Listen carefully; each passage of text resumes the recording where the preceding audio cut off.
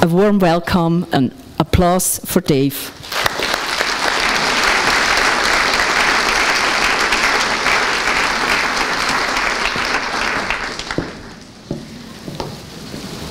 Thank you, Ladina. It's wonderful to be with you here. Ja, es ist wunderbar, da zu sein und da zu sein. Also vielen Dank für die Einladung. Today, the subject I want to speak on is a biblical vision for sustainable agriculture. Und über die biblische Version reden für be at home in the places where God plants us. Und wir wohnen jetzt heute im Ort, wo Gott uns eingesetzt hat. I am not a qualified agricultural scientist. Und er ist selber aber nicht Bauer, er hat Theologie studiert, aber er möchte gerne jetzt über das reden. Und er wird verschiedene Prinzipien geben, wie wir da leben können.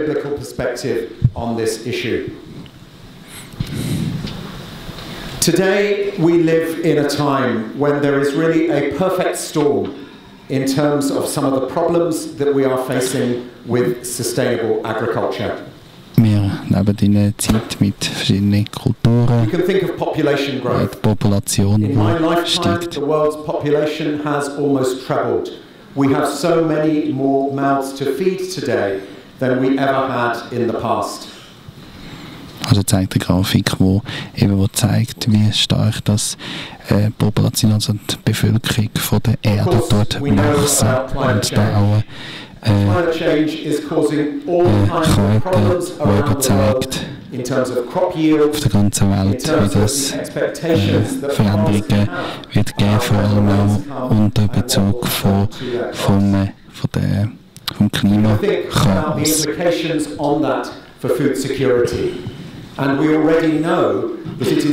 Und auch das, was wir vorher schon angesprochen haben, die Food Security, also die Essenssicherheit, die vor allem in Afrika ganz eine schlechte Situation ist. Und dann die Situation vom Wasser, der Zugang zum Wasser, wo auch sind. Und da zeigt es häufig Parallelen, dass da häufig die gleichen Länder eben auch betroffen sind. Again, I could think of New Delhi. New Delhi, which relies on water from the melting snows from the Himalayas, but now has a population where we are told water could run out within 10 years. What do you do with a world city and that kind of problem? And then we need to look at soil erosion and desertification. Erosionen und eben auch das Problem auch, dass mit Verschiedenheiten auch von der Natur. Und das Problem auch vom Wachsen von der Wüste, vor allem auch in Afrika, dass dort viel auch Land kaputt geht, weil sich dort die Wüste und der Sand immer mehr ausbreiten. Und ein weiterer Punkt, dann Pestizideinsatz in vielen Ländern, dass die Felder, die gesunden Felder, die wir haben, dass die mit Pestiziden und anderen verschiedenen Produkten vergiftet werden.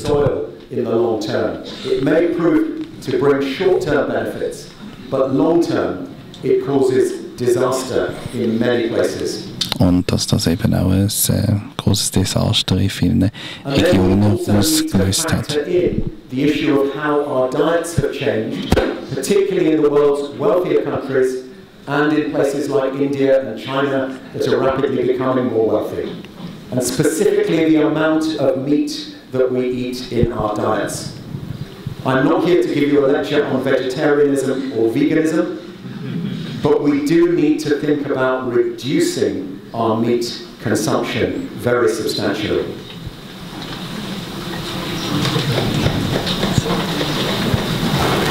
And then there is the added issue of alien introductions and diseases. The fact that now we have got plants that used to grow in one place, now growing somewhere else, and inadequate research has been done on the impact of those plants in the new ecosystems. Sometimes the introductions are accidental, sometimes they were deliberate. And now many species, here in Europe we have problems with ash trees and oak trees because of new diseases that are spreading around.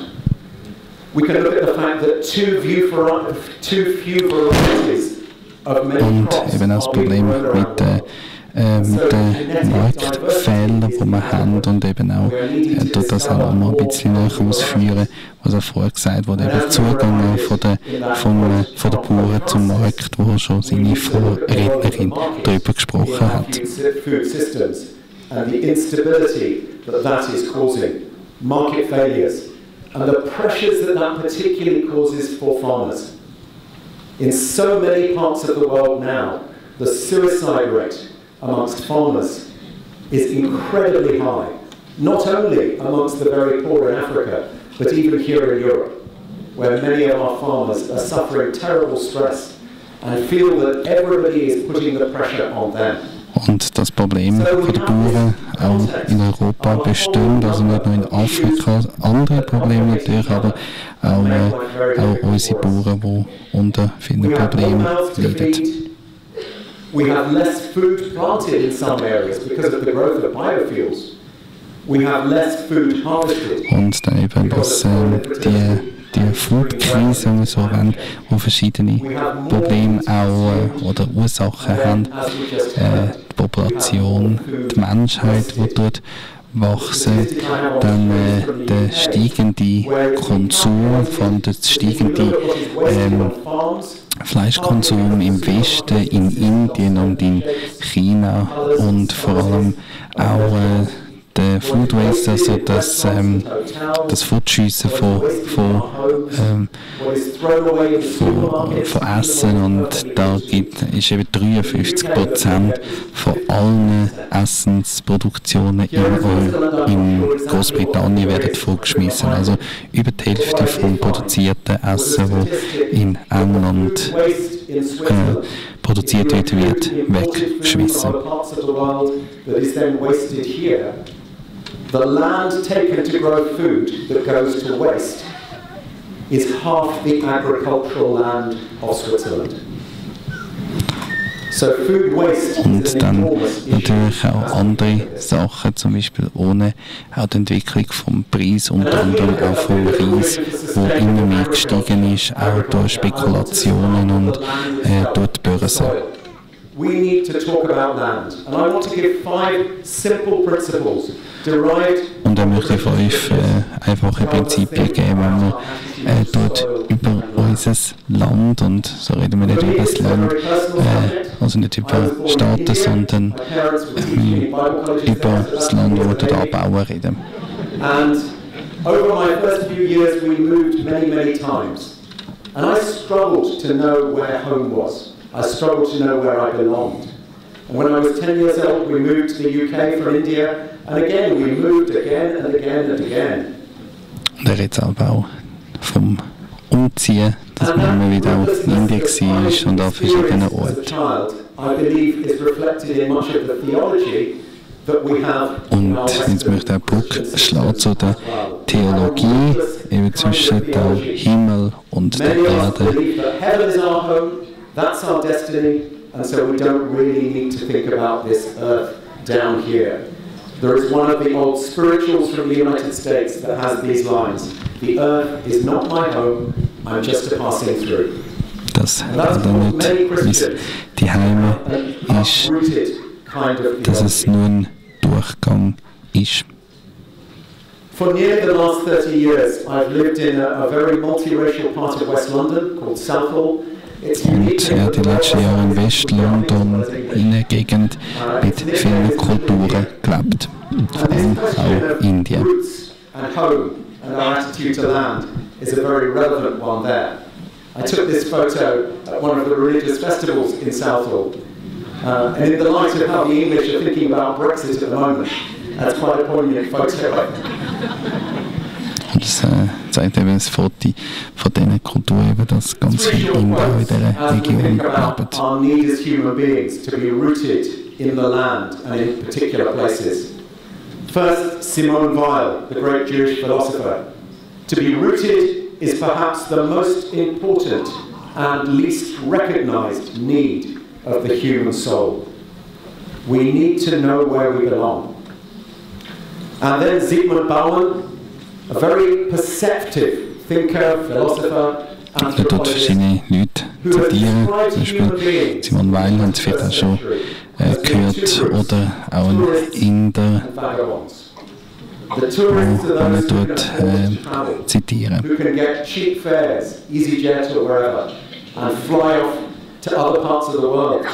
Und zum Beispiel Zygmunt Baumann, der gesagt hat, dass wir Vagabunden sind und Touristen auf deren Erde. But both groups, tourists and vagabonds, are rootless. Both groups have forgotten their links to the soil.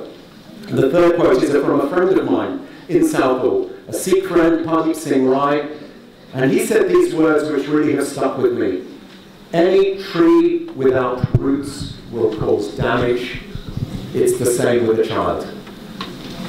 And my question there is, do our education systems teach us how to belong to the places where we live? So what does the Bible have to say about this? Very briefly, 5 principles for a biblical understanding of land. Und eben da die Prinzip der biblische, wo ist also zum einen Beziehung mit Gott und dem Land, aber auch, dass man mal sagt, das Land ist Gott, nicht uns. Also dass wir uns da bewusst sind, dass Gott alles gehört und nicht, dass uns das ist. So vielleicht auch der 5. Punkt, God Saving. Gott schützt inklusive auch Land und Kreaturen.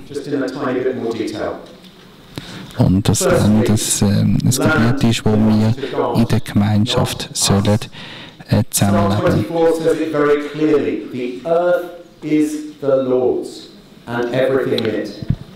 Und das auch im Psalm 24 heisst, die Erde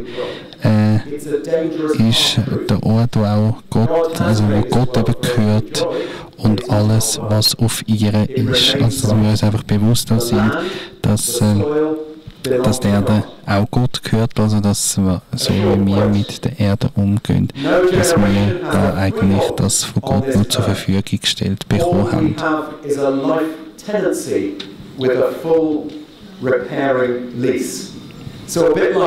Und eben, dass keine Generation hat einfach freie Hand über die Erde, also dass auch die Generation nicht einfach kann sagen, wir können einfach machen, was wir wollen, sondern dass wir da nur für gewisse Zeit auch sind mit unserem Leben. Und dass wir auch so sorgen und auch das uns zurückgeben. Was actually former British Prime Minister Margaret Thatcher. I'm not the greatest fan of everything she said and did, but she was absolutely right on this. Und sie wird auch wie das Zitat von der Margaret Thatcher ist, der Politikerin von England von früher. Looking at creation and the gospel. And some of our speakers there came from indigenous communities in Australia, in New Zealand, and across the Pacific Islands. And the place where we held the conference, we were welcomed by Pastor Neville Lilly. And he told us, you are on my tribal lands. My community have lived in this place, we think. Und er erzählt von seiner persönlichen Geschichte auch von einer Kirchengemeinde mit dem Pastor Neville, den er dort vorstellt. And then you Europeans, you Christians came here 250 years ago, and you have destroyed it. And he was speaking as a Christian, as a pastor. Und er erzählt eben, dass seit gewisse Völker gekommen sind, eben auch Christen, dass man dort viel von dem Land auch kaputt gemacht hat. Also er redet über das Pazifikgebiet. Und dort eben der Pastor Neville ein Leader ist von dem Pazifikgebiet. And now he was saying, my congregation say to me, the ocean is destroying the land. And so we do not know where God is anymore. Und gerade Pazifikgebiet, Sie haben vermutlich auch schon davon gehört, eben, dass das Steigen vom Meeresspiegel, dass das Land kaputt geht und eben, dass da immer mehr zerstört wird, auch der Lebensraum von den einzelnen Leuten. Adam comes from the Hebrew Adamah, which means the soil. We are both in the image of God and carbon-based life forms. The story of Naboth in the Old Testament is a good example of our links Es werden to the land. auch verschiedene Leute zitiert oder eben auch Bibelstellen, die auch zeigt, dass wir verantwortungsvoll sollen umgehen, dass das, was wir machen, dass wir das auch sollen wieder zurückgeben und dass eben auch der Herr das dort verbieten, wenn man so und verantwortlich mit dem Land umgeht.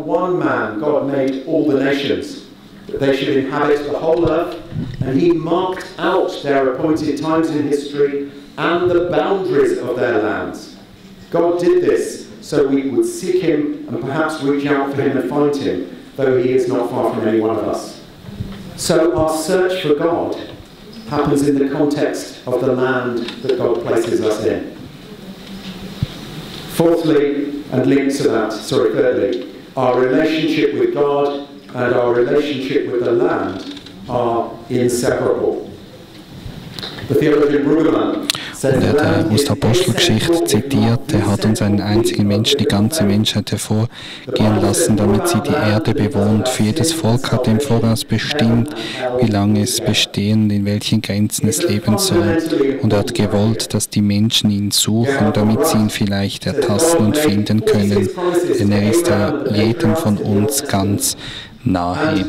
Also das aus der Apostelgeschichte, die er vorher zitiert hat, Apostelgeschichte 17, Verse 26 und 27. How long will the land lie parched and the grass in every field be withered? Because those who live in it are wicked.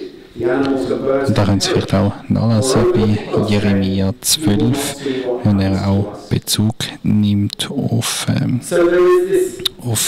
biblische Prinzipien. Und ich das vielleicht auch noch schnell vorlesen. Also Jeremia 12, 4, wenn Sie auch Ihre Bibel dabei haben, zum Nachlesen, haben wir gerade gefunden.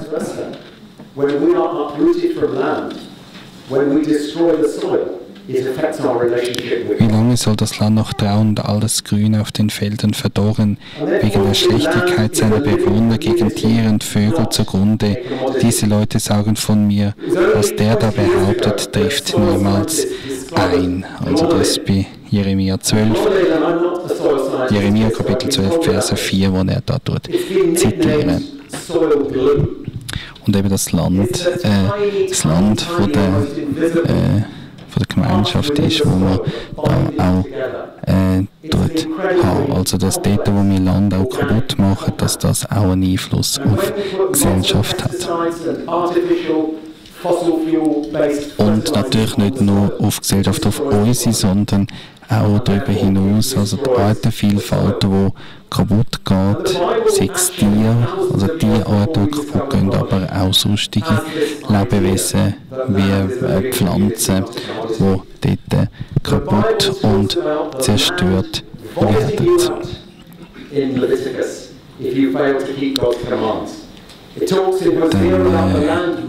gehen wir weiter. Auch der Römerbrief, den er dort zitiert, Römer 8, wo er darauf eingeht. Wir wissen, dass die ganze Schöpfung bis jetzt noch stöhnt und in Wehen liegt, wie eine Frau bei der Geburt.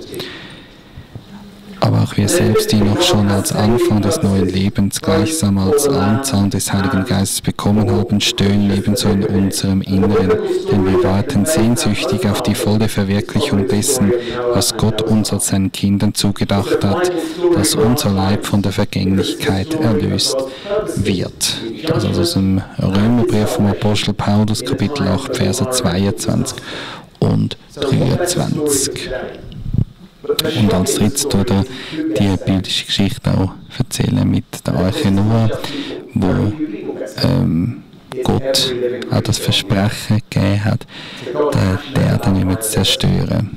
Wir kennen die Geschichte auch mit dem Regenbogen, wo, ja, wie es in der Bibel auch heisst, dass Gott gereut hat, dass er die Menschen ausgerottet hat und auch die Welt zerstört hat und über die Regenbogen, den er dann da hat als Zeichen von seinem Bund, den er mit den Menschen geschlossen hat.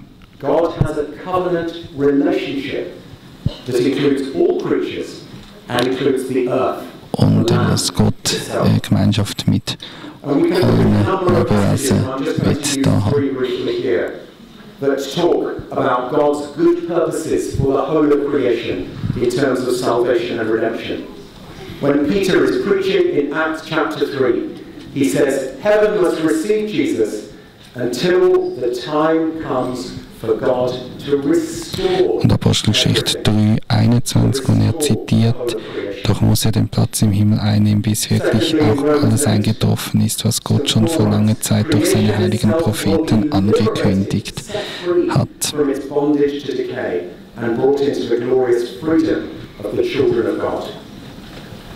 And thirdly, in Colossians chapter 1, we read that Jesus is dann the one through whom Römer God is pleased to reconcile to himself all things in heaven and dass auch sie eines Tages von der Versklavung an die Vergänglichkeit befreit werden und teilhaben an unvergänglichen Herrlichkeit, die Gott seinen Kindern schenkt. Also eben das auch zeigt, dass wir natürlich mal erlöst sind, eben das Biblische auch. Wir dürfen mit Jesus unterwegs sein. And therefore sustainable agriculture actually becomes a spiritual issue as well. So if this is true, actually one more quote from before I move on to if this is true. This is true. I don't think that was me. That was something. A quote from the Old Testament. Und im Alten Testament, 2. Chronik 7, 14 zu zitieren, wenn dann dieses Volk, über dem mein Name ausgerufen ist, sich besinnt, wenn es zu mir betet und von seinen falschen Wegen wieder zu mir umkehrt, dann werde ich im Himmel sein Gebet hören. Ich will ihm alle Schuld vergeben und auch die Schäden des Landes wieder heilen. Also auch das zeigen, dass eben das, was wir da machen, das auch einen Einfluss hat, hat ja in anderen Vorträgen auch schon bei uns darüber gehabt, dass das eben auch als die Umwelt und alles, auch die Schöpfung von Gott zerstören, dass das eben auch einen Einfluss hat und dass wir da wirklich auch unsere Sünden sollen bekennen und immer da in den Bibeltext hören, dann wird Gott heilen und wieder mit uns unterwegs sein. And I'm going to pretty much just read these through pretty quickly. If you want to take a snapshot of the screen, do feel free to. Firstly, we need to have a reverence for God's earth. Und dass wir uns einfach mal bewusst sind, dass der Erde eben auch ein heiliger Grund ist, dass darum sollen wir auch eine gute Beziehung auch mit dem, was er schenkt. Also eben das Unterlassen auch von Food Waste und all dem, was dazugehört.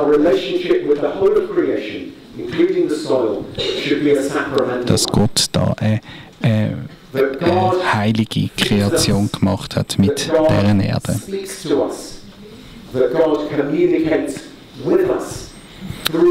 Gott möchte auch mit uns kommunizieren, möchte mit uns auch unterwegs sein.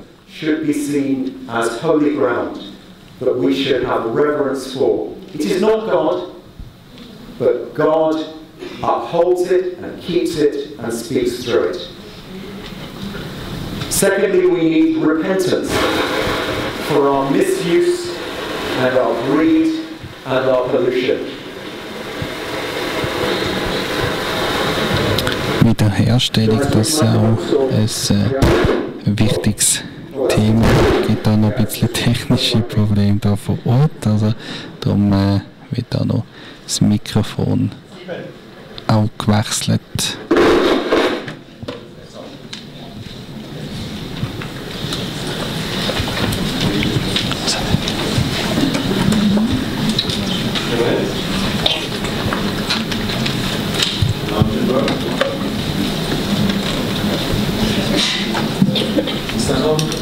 Is that on? Hang on. Is that working? Yeah. It is working. Okay.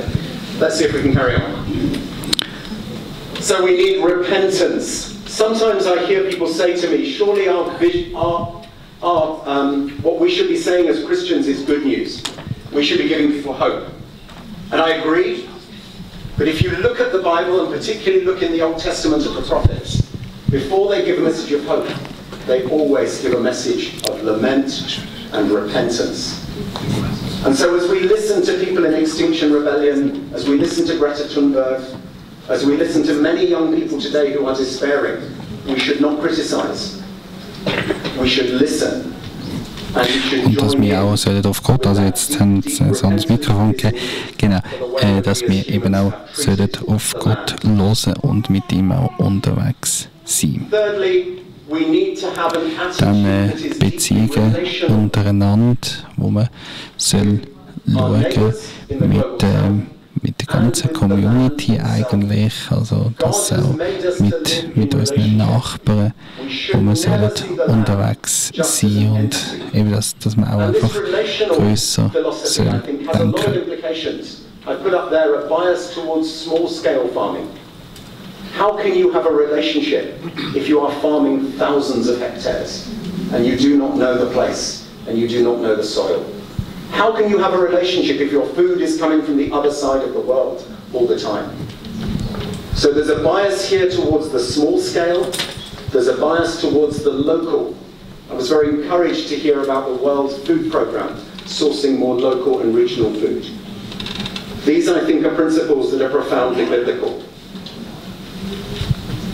Fourthly, we must show restraint. Restraint means caution, being careful with what we put into the soil and how we use it.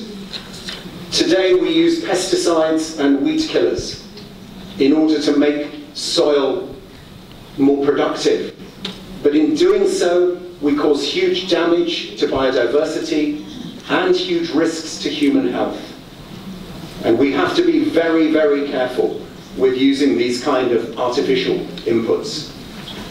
Restraint also means not seeking only to make the soil as productive as we can without leaving margins for the poor and for wildlife, which the Bible commands. Dann ein wichtiger Punkt ist auch, dass wir Zurückhaltung üben, also dass wir uns auch ein bisschen zurücknehmen, dass wir auch aufpassen sollen mit dem, wo auch wir alles überkommen. Means that we don't leave margins. We need to leave those margins for the poor and for wildlife. Fifthly, we need a respectful attitude. We need to respect soil chemistry. Und als letzter Punkt, wo da angeführt werden, eine respektvolle Haltung, wo wir da sollen einnehmen, verschiedene gegenüber dem Boden, auch gerade dort, wo wir Chemie einsetzen, natürlich auch gegenüber der nächsten Generation und anderen Spezies, also anderen Leuten, anderen Lebewesen, die ebenfalls auf denen sind und auch den indigenen Völkern, wo wir da auch Respekt